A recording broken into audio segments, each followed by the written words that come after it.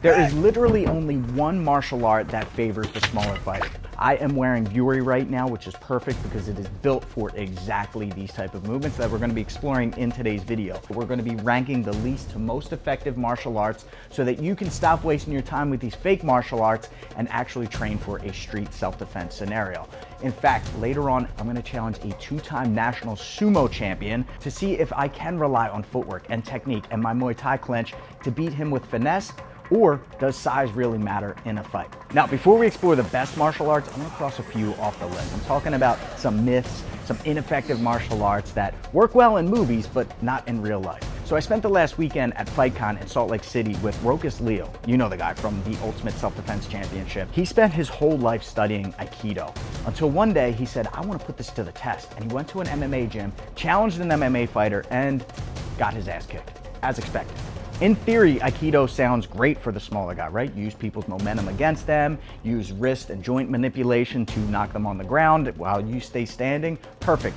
But in reality, to be able to catch someone's hand out of the air while they're trying to punch you, especially someone who's trained, do wrist locks work? Absolutely, but when someone is trying to take you down, when they're trying to choke you out, when they're trying to land body shots and leg kicks, the chance of you catching their limbs out of midair, highly, highly unlikely, if not impossible. I don't mean to upset you, but the sooner that you recognize this, the sooner you'll be able to train in more effective martial arts. So let's start to list those off. Speaking of things that actually hold up under pressure, when it comes to self-defense, you don't have time to warm up or put your fight trunks on, but with Vuori, you can trust that the fit and quality is ready for just about anything.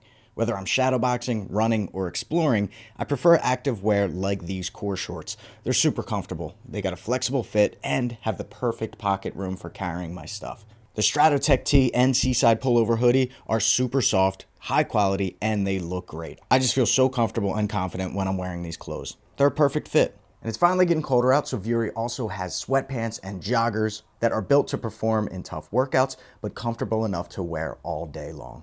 Whether you're looking for max comfort while traveling or a more polished look, Vuori has clothes that are nice enough to wear to the fights and comfortable enough to wear if you're warming up for a fight.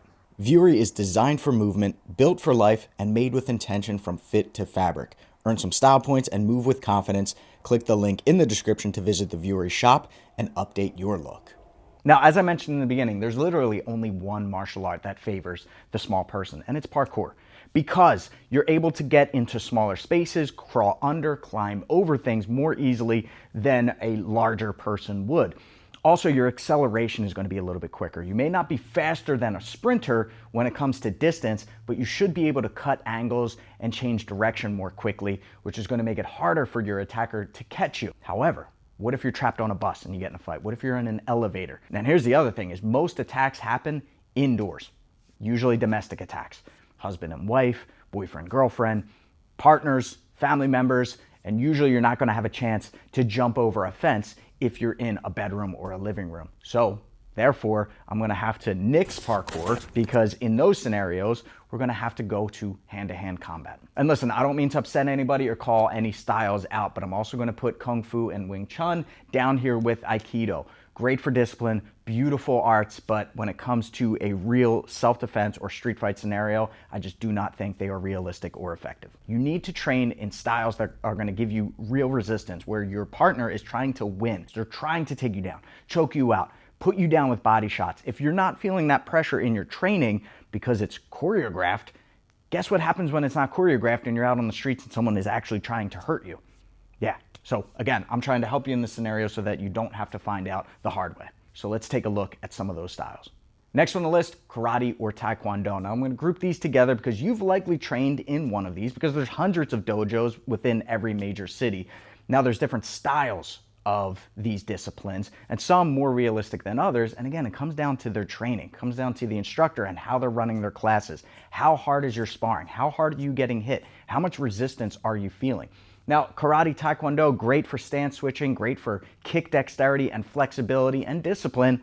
But again, are you getting real strikes being thrown at your face like you're going to get in a street fight? And if you're not feeling that pressure, if you're not getting acclimated to that stress, in training, then you're not going to be ready for it when it comes time in a street fight. Now, again, the bigger person is going to be at an advantage because of two reasons. One, they're going to hit harder, and two, your hits aren't going to hurt them as much. I wish this wasn't the case. Believe me, I like to rely on my technique and sharpen my sword so that I can be the best version of myself. But Sensei Seth and I, we hit the score pad, and guess what happened? Guess what the results were? We threw the exact same techniques. He doubled my score every single time. Now, that's not because he trains karate and I train taekwondo and karate's better. We both have good technique. He just has 100 pounds extra on me. So of course he's going to hit harder. So if we go strike for strike in a match, he's going to be able to hit harder. He's going to be able to do more damage. And he's going to be able to take more damage because of his size. Can you kick in a street fight? Absolutely, if you've been practicing it. Is there a puncher and a kicker's chance even for the small guy? For sure. But still, for these reasons, I'm going to put Taekwondo and Karate still relatively low on this list. Let's continue to look at striking, and next I'm going to go with both boxing and Muay Thai within the same group. Growing up in Philadelphia, you go to a boxing gym, you're hard sparring. It's going to feel like a fight, and I've taken more damage in sparring than I have in my actual boxing matches. The benefit to this is you get acclimated to that stress and that adrenaline. You know what it's like to fight with a bloody nose. You know what it's like to take a body shot and have to power through. The running, the bag work, the mitts, and the sparring is great for conditioning. But just like those kicks in karate and taekwondo, size matters. That's why just about every combat sport has weight divisions. Now, if you want to talk about Muay Thai, absolutely great for conditioning and versatility. You're learning not just punches, but kicks and elbows and knees. And the clinch is great for a street fight. But when I clinch with people that are much bigger than me, guess what? I'm at a severe disadvantage. Now, with these striking arts, is there a puncher's chance or a kicker's chance? Can the small guy wing a shot, catch the big guy on the chin and knock him out? Yeah, absolutely. There's a chance, but guess who has the better chance? The bigger guy. And so let's take a look at some grappling styles because as it's been branded, jiu-jitsu is the martial art designed for the smaller fighter. If my memory serves me correctly, Helio Gracie said that a jiu-jitsu blue belt should be able to beat an untrained fighter, no matter their size. The thing is, jiu-jitsu is pretty popular these days. So if you go up against another blue belt or higher, and they're bigger than you, what's going to happen? Right now, listen, I'm not knocking jiu-jitsu. In fact, it's very high on the top of my list because of things like heel hooks and because of understanding leverage. But is it the best martial art? Let's talk about the elephant in the room, literally. So I asked Sensei Seth to give me a crash course on sumo, and then I challenged him to a couple of rounds. And if you don't know Sensei Seth, you got to go follow his channel. He is an excellent striker. He's a two-time national sumo champion. He's constantly challenging himself, learning different styles of martial arts and competing in them as well. And he's just an awesome dude. Part of sumo is just being strong as you possibly can. So I will try to pick you up, twist the foot, and I will take you from here and drive you. You pick up, rotate. No, maybe like I drive, step. You come in, and he like pulled like a pull counter, boom, slapped him, and the Georgian guy drops and loses. Like KO'd him. Yes, I would call it a TKO. Sumo, you're not exactly slow. You don't have the same cardio as a wrestler might have, but you're trained for a fast fight. You want the fight to be over as quick as possible. Great for a street fight. Great for a street fight. You have a knife. I have higher body fat percentage. You think that? You stab me, you are at least, for me, going through that much more body fat. Before I get to organs? Before you get to organs. And then muscle mass too. So, I mean, probably for me, like that much muscle mass. Shatter the knife on you. Honestly, yeah, the knife would bend and then crack and then I have to buy a new knife. splinter. Okay, you want to do a round? Let's do a round. Okay.